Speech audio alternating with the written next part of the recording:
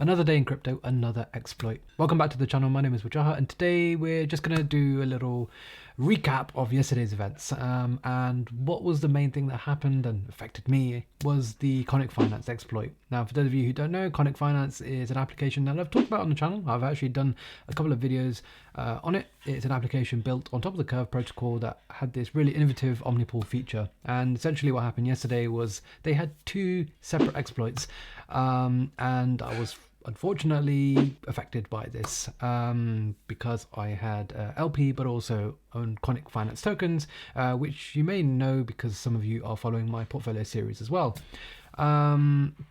So yeah, that obviously hurt me pretty badly, and we'll kind of just talk a little bit about it and a little bit about kind of how that's going to change or potentially not my strategy going forward when it comes to farming as well. So what actually happened, I think the first exploit was around the ETH omnipool.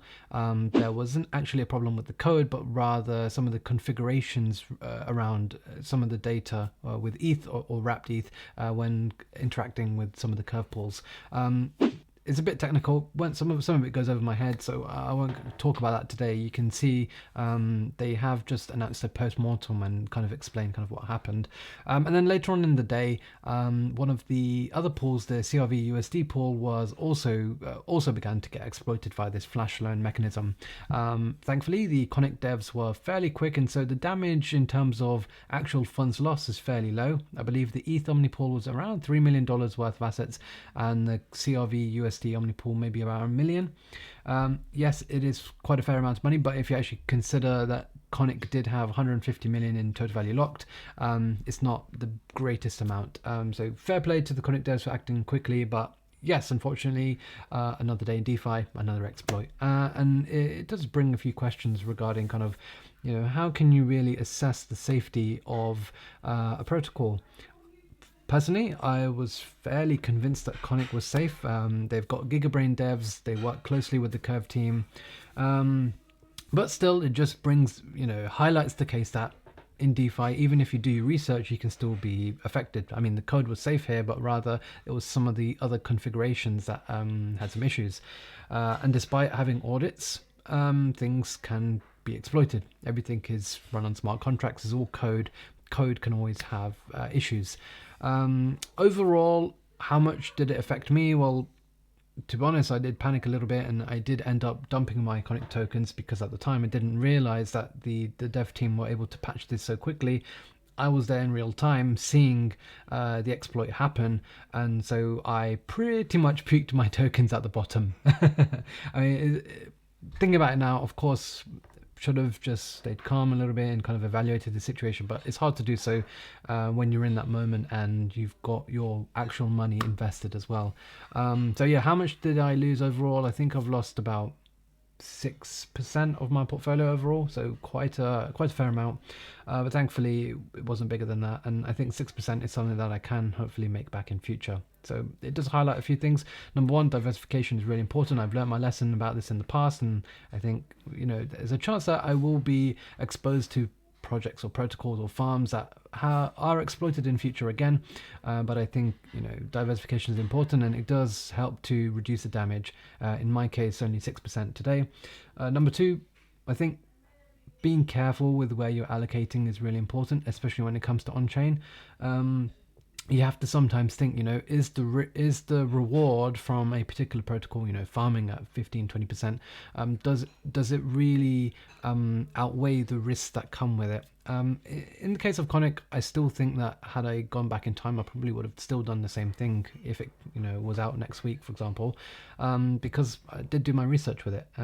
But like I said, nothing is safe in DeFi, and this is just another example of that. So yeah, those were the two main things that I thought I'd just talk about. Hopefully I can kind of build it back, and we'll hopefully see the portfolio continue to grow anyway over the next few episodes. But we'll see how that goes. I think 6% could have been a lot worse, but it's still a hefty amount for someone like me. So yeah, that's pretty much what happened. I mean, if I didn't puke my tokens at the bottom, then it wouldn't have been as bad, but it is what it is. Going forward, I think Conic will probably solve some of these issues. I think they've been talking with Mitch and some of the Curve devs as well, and they've kind of solved some of these issues. But personally, I think when a protocol gets exploited, especially twice in a day, I think it probably takes a while to build that reputation back. So whilst I'll still be keeping an eye on Conic, I probably won't be buying Conic tokens, and I probably won't be depositing my assets as LPs there either. But we'll just have to wait and see and assess how things go in future. It does also bring a question about, in future, what am I going to do? Well, I think in this case, my strategy is not going to change because I think I'm still fairly research orientated, and I still think that the research that I've done for Conic, for example, I think some of these things you just can't mitigate as much. So I think will keep my risk parameters the same.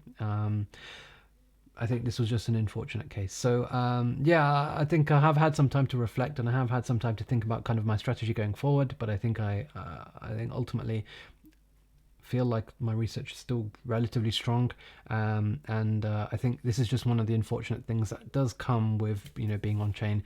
I'm not a computer scientist. I can't read code, but so you always have to put that trust in someone else, whether it's other kind of competent people or audit firms. But ultimately, we've seen time and time again that even some of the biggest audit companies have had their smart contracts get exploited that they have audited. So this is the risk, and I just want to highlight that again because often I do talk about things like Farms of the Month, and perhaps I don't at times explain in detail kind of how risky some of these things are.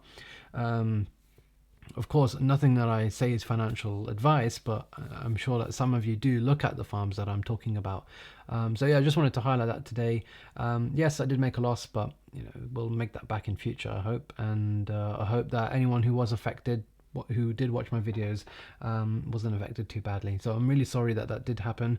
I think this is just part of what we get ourselves into when it comes to DeFi. So yeah, just wanted to have a brief chat about it. Let me know your thoughts in the comment section below. What if even if you have any advice for me, I'd appreciate that as well. But yeah, that's the situation.